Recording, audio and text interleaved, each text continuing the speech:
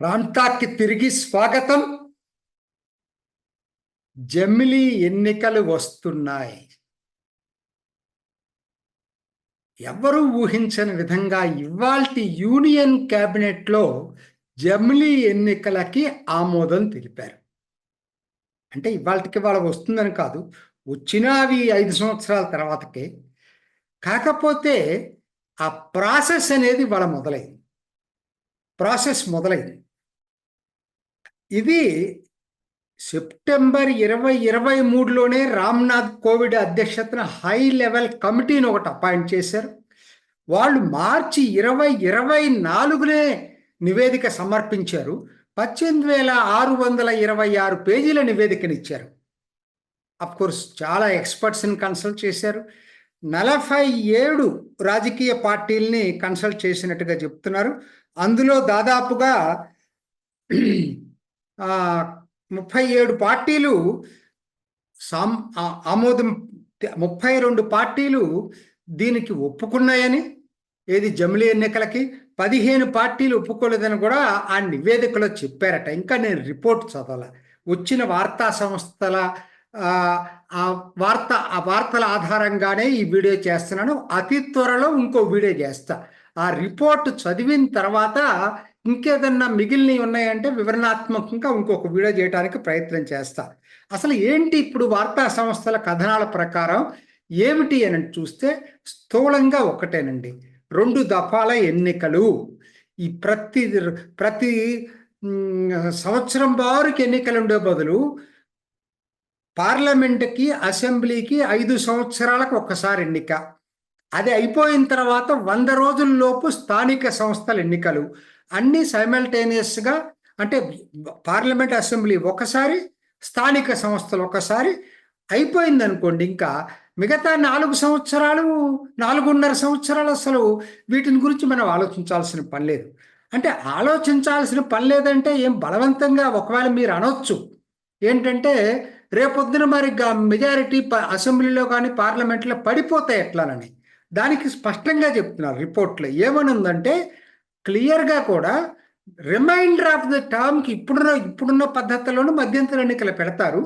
కాకపోతే reminder of the టర్మ్కి, ఉదాహరణకి 2025లో మధ్యంతర ఎన్నికలు వచ్చినాయి అనుకోండి, 2029 4 సంవత్సరాలకే ఉంటుంది. 27 మధ్యంతర ఎన్నికలు వచ్చినాయి అనుకోండి, 1.5 సంవత్సరం, 2 సంవత్సరాలు, 1.5 సంవత్సరానికే ఆ పీరియడ్ ఉంటుంది, ఎన్నిక పీరియడ్. అంటే మీకు అర్థమైంది, టర్మ్ అయితే మారదు. అంటే ఇది కొత్త ఏం కాదండి. దీనివల్ల కాబట్టి ప్రజాస్వామ్యం దెబ్బతింటది. మధ్యలో అవిశ్వాస తీర్మానం పెట్టకుండా ఉంటే ఎట్లాను, ఇటువంటి సందేహాలు చాలా మందికి ఉన్నాయి. ఆ సందేహాలన్నీ ఇప్పుడు ఈ రిపోర్ట్ ద్వారా నివృత్తి చేయటం జరిగింది. తర్వాత కామన్ ఎలక్టోరల్ రూల్స్ ఉన్నాయి. అంటే ఇది కూడా చాలా దేశాల్లో ఉంది. ఇది కూడా కరెక్ట్ అయిన పద్ధతి. ప్రతిసారి ఎలక్టోరల్ రివిజన్స్ ఏంటి, 5 సంవత్సరాలకు ఒకసారి మీరు ఏదైతే పార్లమెంట్కి వాడతారో అదే అసెంబ్లీకి వాడతారు, అదే స్థానిక సంస్థలకు వాడతారు. దీని కామన్ ఎలక్టోరల్ రూల్స్ ఉంటాయి. ఆ కమిటీ చెప్పిన సజెషన్స్ క్యాబినెట్ అప్రూవ్ చేసిన దాంట్లో దీనికి సుమారుగా 18 రాజ్యాంగ సవరణలు అవసరం అవుతాయట. 18 రాజ్యాంగ సవరణలు. ఎక్కువ భాగం ఏంటంటే పార్లమెంట్ అప్రూవ్ చేస్తే సరిపోతుంది. అసెంబ్లీలకు వెళ్తే అసెంబ్లీలు మళ్ళా మెజారిటీ రాష్ట్రాల అసెంబ్లీలు ఆమోదించాల్సినటువంటి సవరణలు అయితే కాదని చెప్తున్నారు. ఏదో 2-3 తప్పితేనే. ఇంకా పూర్తి వివరాలు తెలియాల్సింది ఉంది. అయితే ఏదో ఇమ్మీడియట్గా ఇప్పుడు ఇంప్లిమెంట్ చేస్తామని వాళ్ళు చెప్పట్లా. దీనిపై విస్తృత చర్చ జరుపుతామని చెప్తున్నారు. దేశవ్యాప్తంగా చర్చ జరుపుతాం. మాకున్నటువంటి అంచనా ప్రకారంగా దీనికి ప్రజానీకం విస్తృతంగా మద్దతు ఇస్తారని చెప్పి మోడీ ప్రభుత్వం భావిస్తూ ఉంది. కారణం ఏంటి, ముందుగా ఇది లాభమా నష్టమా ముందు మనం ఇప్పుడు టూకీగా వివరంగా తర్వాత చెప్తాను. టూకీగా ఒక్కసారి చెప్పుకుందామండి. నంబర్ 1, అసలు ఫస్ట్ ఇదేదో కొత్త ప్రయోగం అని అందరూ అనుకోవటం పొరపాటు. ఎందుకంటే ఇదేదో ఎక్స్పెరిమెంటు లేకపోతే ఫెడరల్ స్పిరిట్ని దెబ్బతీసి మొట్టమొదటిసారి మోడీ తీసుకొస్తున్నాడు అనుకుంటే పొరపాటు. మీకు మొదటి 4 సాధారణ ఎన్నికలు పార్లమెంట్కి, అసెంబ్లీకి కలిసే జరిగాయి. 51, 52, తర్వాత 55, 62, 67. ఈ 4 సాధారణ ఎన్నికలు కూడా పార్లమెంటుకు, అసెంబ్లీకి కలిపి జమిలీ ఎన్నికలే జరిగినాయి. సో కాబట్టి ఇది కొత్తదేం కాదు. అక్కడ దాకా ఎందుకండి, నేను 2024 సాధారణ ఎన్నికల్లో పార్లమెంటుతో పాటు ఆంధ్రప్రదేశ్కి ఎన్నిక జరిగింది, తెలంగాణ కూడా జరుగుండేది. తెలంగాణ ముందస్తు ఎన్నికలకి వెళ్ళింది కాబట్టి 6 నెలలు జరగలేదు. ఆంధ్రప్రదేశ్, ఒడిస్సా, అరుణాచల్ ప్రదేశ్, సిక్కిం 4 రాష్ట్రాలకు సైమల్టేనియస్గా జరిగినాయి. సో కాబట్టి ఇది ఏదో కొత్త ప్రయోగం చేస్తున్నాడు మోడీ అనుకోవటానికి కాదు. మొదటి సాధారణ ఎన్నికలు రాజ్యాంగం ఆమోదించిన తర్వాత జరిగిన 4 దఫాల 20 సంవత్సరాలు ఈ ఎన్నికల ద్వారానే జరిగినాయి, జమిలీ ఎన్నికలే జరిగినాయి. కాబట్టి ఇది మొదటిసారి జరుపుతున్న ప్రయోగం అయితే కాదు. నంబర్ 1. ఇంకా సరే చూద్దాం, ప్రభుత్వం చెప్పే దాంట్లో సబబు ఉందా? ఒకటి, నంబర్ 1 ఖర్చు అండి. అంటే సుమారుగా 60,000 కోట్లు అయిందని ఒక అంచనా అండి. అంటే ప్రభుత్వం పెట్టే ఖర్చు, అభ్యర్థులు పెట్టే ఖర్చు, రకరకాల ఖర్చులు ఉంటాయండి దీంట్లో. సో 60,000 కోట్లు దేశానికి దీనికోసం ఎన్నికలకి పెట్టాలా? మనలాంటి ఇప్పటికీ లో ఇన్కమ్, మిడిల్ ఇన్కమ్ గ్రూపు భారత్కి ఇంత డబ్బులు పెట్టి, ఖర్చు పెట్టి ఎన్నికలు ఎప్పటికప్పుడు ఎన్నికలు పెట్టాల్సిన అవసరం ఉందా? ఒకేసారి 5 సంవత్సరాలకు ఒకసారి ఈ ఖర్చు అంటే అర్థం ఉంది. ఎప్పుడు జరుగుతూనే ఉంటే దానికి అర్థం లేదు. సో దాంట్లో కొంత హేతుబద్ధమైనటువంటి వాదన అది. దానికన్నా నాకు ముఖ్యమైన మిగతా 2 నాకు ఇంపార్టెంట్ అండి. ఒకటి, హ్యూమన్ రిసోర్సెస్, సిబ్బందిని ఎంతమందిని వాడుతున్నారు. టీచర్లు చదువులు మానేసేసి దీని మీద కాన్సన్ట్రేట్ చేయాల్సిన పరిస్థితి వస్తూ ఉంది. ప్రభుత్వ ఉద్యోగులు ఒకసారి తప్పదు, ఎప్పుడోసారి చేయాలి. 5 సంవత్సరాలకు ఒకసారి అంటే పర్వాలేదు, కానీ నిరంతరం జరుపుతూనే ఉంటారు ఇది. కాబట్టి అది కూడా చాలా ఇంపార్టెంట్ ఇష్యూ. అంతకన్నా ముఖ్యంగా ఎప్పుడు ఎన్నికలు ఉండటం వల్ల రాజకీయ పార్టీలు, ప్రభుత్వం కూడా అసలు అభివృద్ధిని మరిచేసి వచ్చేసి రాజకీయ స్టేట్మెంట్లు ఇవ్వటం ఎక్కువ జరుగుతుంది. దానివల్ల సమాజంలో విభజన బాగా పెరుగుతా ఉంది. యూనిఫైడ్ ఫోర్స్గా ఉండట్లా సమాజం, డివైడెడ్ ఫోర్స్గా తయారవుతా ఉంది. సో ఆ విధంగా చూసుకున్నా కూడా నా దృష్టిలో జమిలీ ఎన్నికలు అనేది చాలా మంచిది. ప్రజాస్వామ్యం ఎక్కడ ఖూని అవుతుందో చెప్పాలా. మీకు మధ్యలో కావాలంటే ఎన్నికలు, మధ్యంతర ఎన్నికలు పెడతారు. 1-2 తేడా, అప్పటికి ఇప్పటికి తేడా ఏంటంటే ఫిక్స్డ్ టెన్యూర్, అంతే తేడా.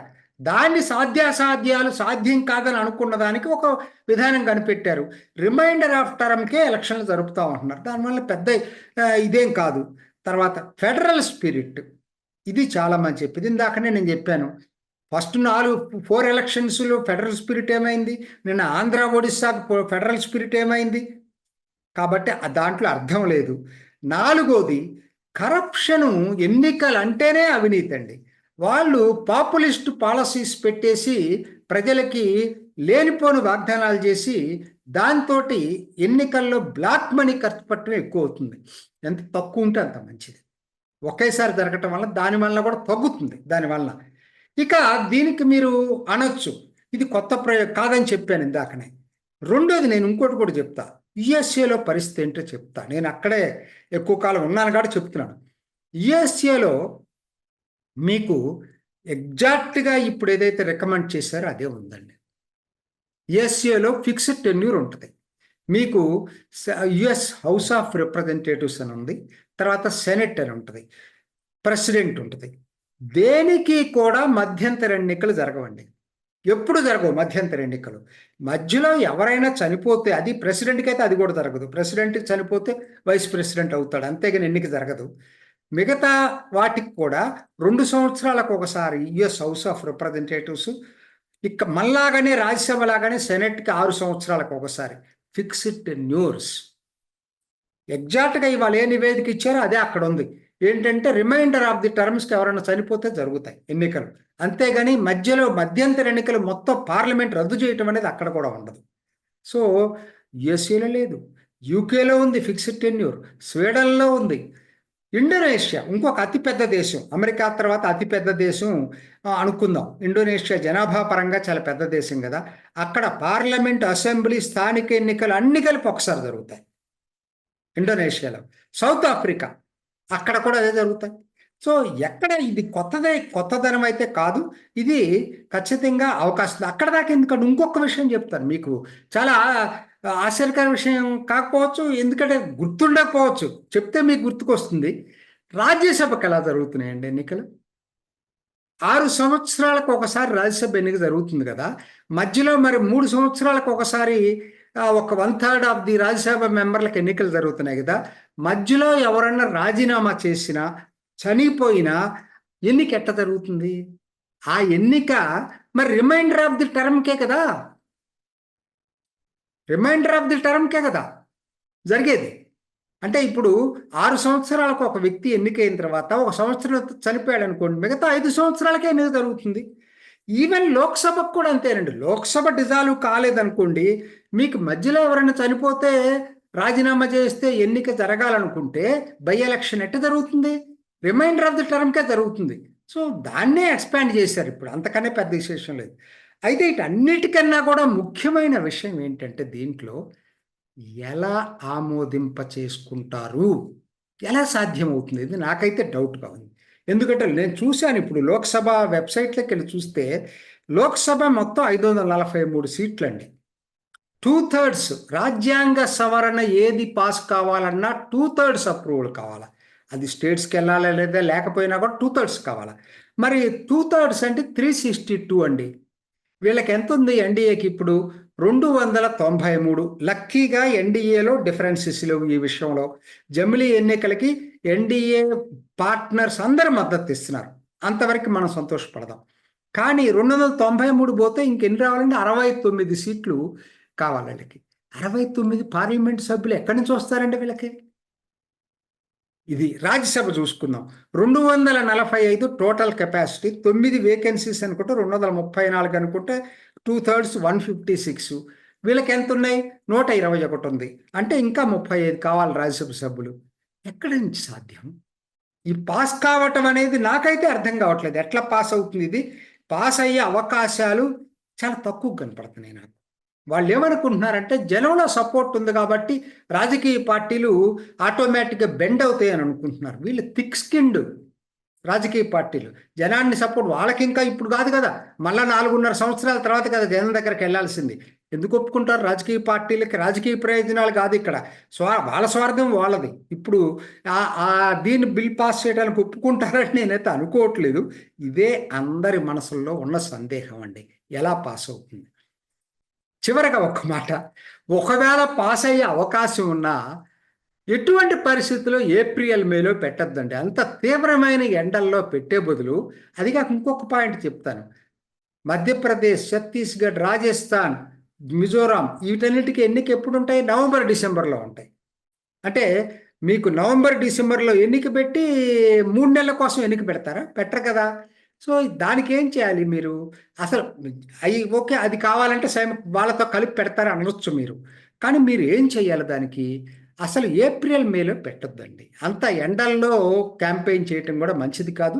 ఎన్నికల తేదీని కేంద్రంలో మరి మోడీ అధికారంలో ఉన్నాడు కాబట్టి ఒక 6 నెలలు ముందుకు జరుపుకొని నవంబర్ డిసెంబర్కే జమిలీ ఎన్నికలు తీసుకురావటం అనేది అత్యుత్తమం.